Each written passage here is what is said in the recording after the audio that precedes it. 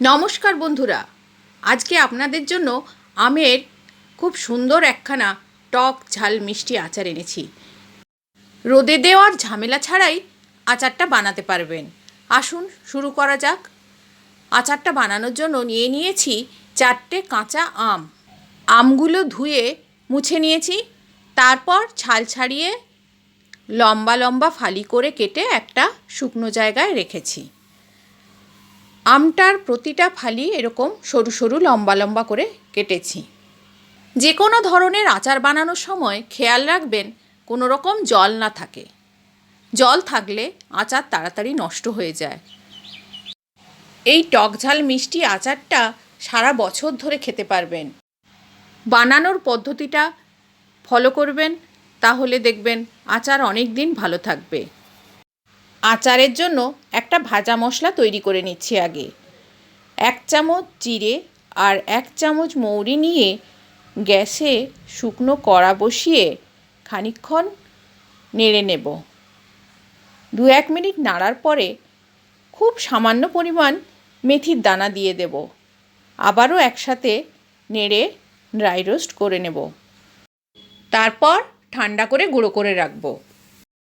Medium ফ্লেমে কড়াই বসিয়ে তাতে 2 টেবিল চামচ তেল দিয়েছি। দিয়ে দিচ্ছি 4টে শুকনো লঙ্কা আর 2 চামচ 5 ফোড়ন। 5 ফোড়নটা খানিকটা ভেজে নিয়ে দিয়ে দেব কেটে রাখা আমগুলো।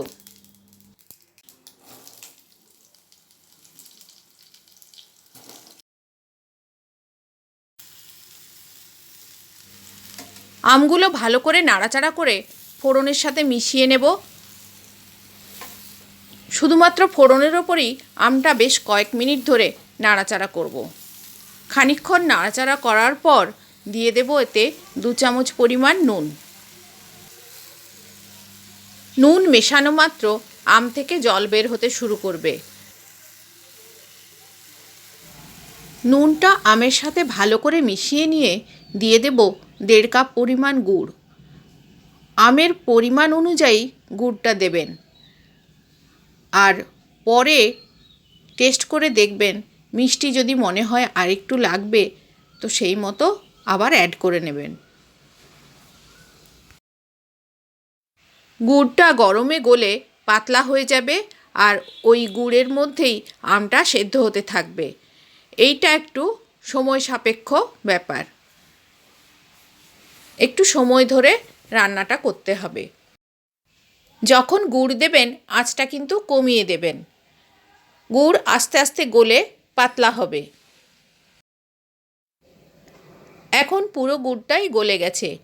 এই সময় দিয়ে দেব 1 চামচ পরিমাণ হলুদ গুঁড়ো আর দিচ্ছি 1 চামচ বিট লবণ।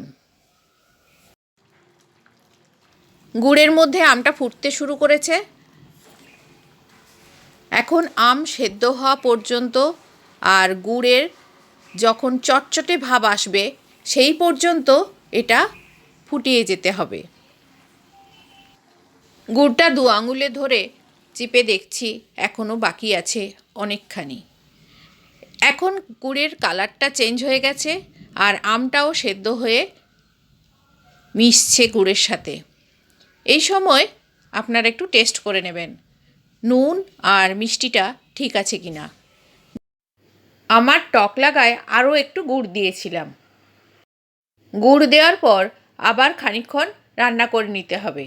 তারপর যখন দেখবেন গুড়টা চটচটে হয়ে গেছে, কিন্তু তার হয়নি, তার হওয়ার প্রয়োজন নেই, চটচটে ভাব এলেই বুঝবেন আপনার আচার রেডি। নামানোর 1 মিনিট আগে দিয়ে দেব জিরে মৌরি মেথি যেটা গুঁড়িয়ে রেখেছিলাম সেই মশলাটা।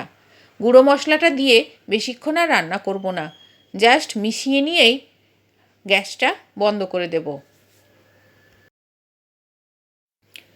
তারপর এটা ঠান্ডা হলে কোনো গ্লাস জারে ভরে রেখে দেব।